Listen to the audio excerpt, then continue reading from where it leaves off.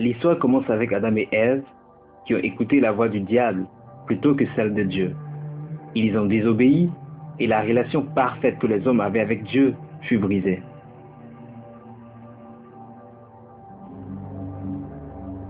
Ils ont été les premiers à connaître le péché ainsi que la mort que le péché entraîne.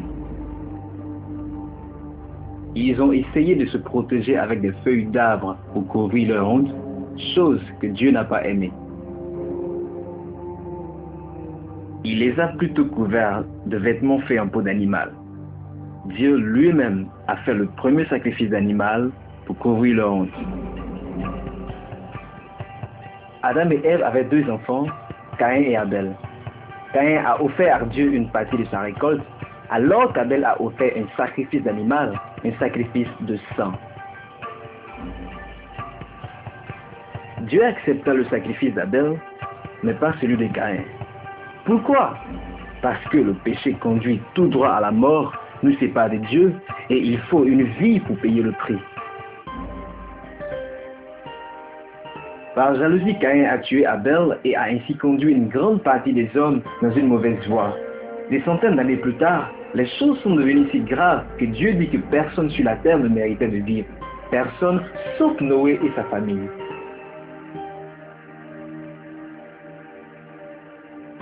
Dieu demanda à Noé de construire un grand bateau tout en prêchant le message suivant.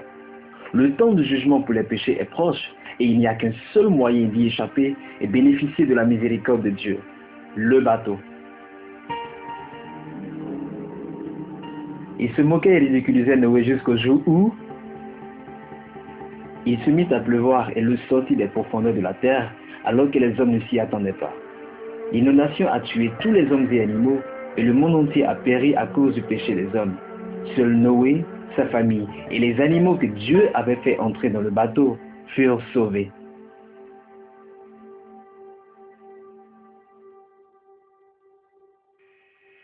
Après est venu Abraham, le père de la foi. Dieu lui demanda d'aller sacrifier son fils sur une montagne. Abraham était perturbé par cet ordre, mais il obéit à Dieu. Il agit avec grande foi et emmena son fils au mont Moria. Mais au moment où il s'apprêtait à le sacrifier, Dieu l'arrêta et lui donna un animal à la place de son fils. L'animal a épargné, remplacé, racheté son fils. 100% vie pour vie. 400 ans plus tard, Dieu envoya Moïse faire sortir d'Égypte le peuple d'Israël. Le pharaon, roi d'Égypte, s'opposa à cette décision. Alors Dieu le punit avec 10 plaies. Pour la dernière plaie, Dieu envoya un ange de la mort tuer tout premier-né de chaque maison. Mais Dieu ordonna au peuple de sacrifier un agneau et de répandre le sang sur le montant de la porte de la maison. Si l'ange voyait le sang, il saurait que les enfants à l'intérieur ont été rachetés par le sacrifice.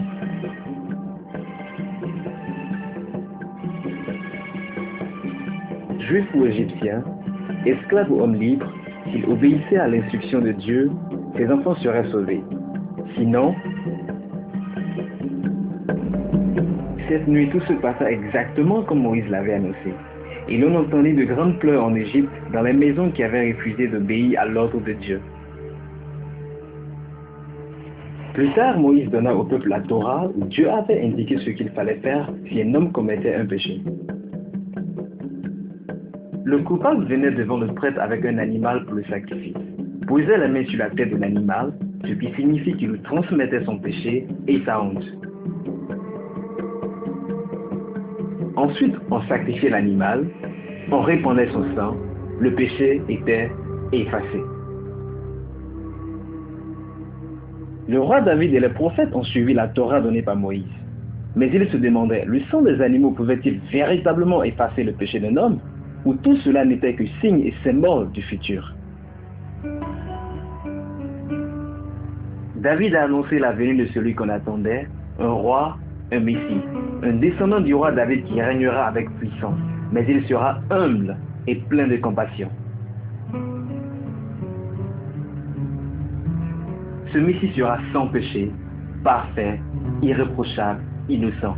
Il va souffrir et mourir et sera un sacrifice digne. Il deviendra le plus grand sacrifice.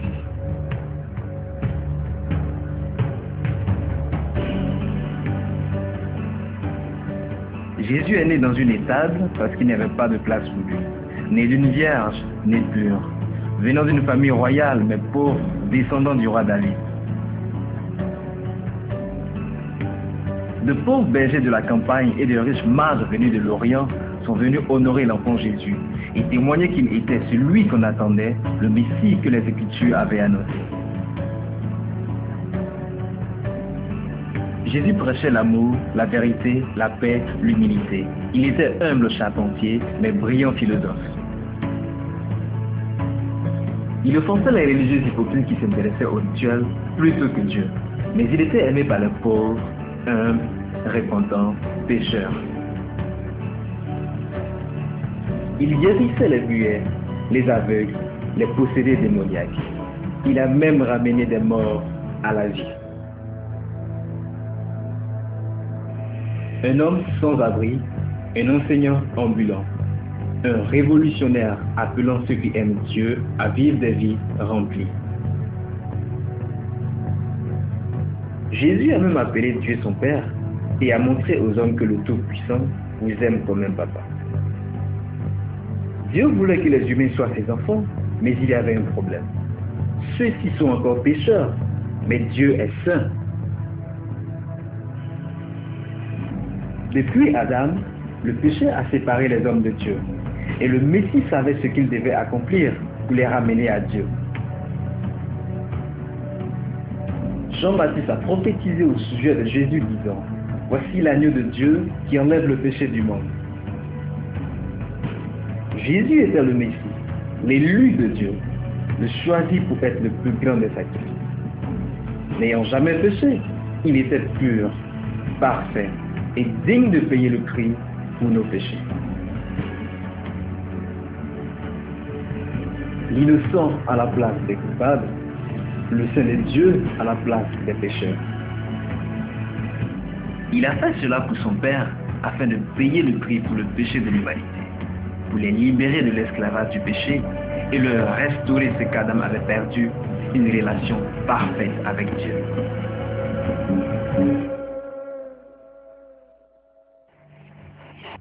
Jésus est mort sur la croix non par la faute des Juifs ni des Romains, mais par la main de Dieu, son Père. Dieu a sacrifié Jésus pour accomplir ce qui avait été écrit par les prophètes. Il deviendrait l'agneau de Dieu qui enlève le péché du monde, tes péchés et mes péchés.